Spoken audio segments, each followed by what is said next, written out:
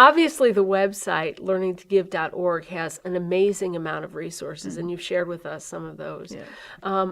I was wondering if you could also share a few of your favorite resources that you think are invaluable to teachers or students who want to learn and understand philanthropy.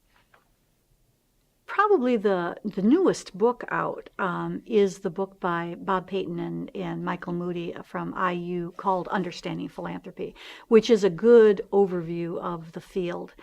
There really isn't a piece that says this is the primer, if you will, for teachers and educators on philanthropy. And so you'd want to go back to some of the original literature, and partly that depends on how deep you want to go theoretically. So some of my favorites that consolidate the information would be the Civil Society book by Brian O'Connell, would be the New Encyclopedia in Philanthropy that was written by Dwight Burlingame. There is a new nonprofit leadership handbook that I edited that has a lot of essays by scholars from around the country, both young scholars, new scholars, and people more experienced in the field that deals with the general concept of leadership.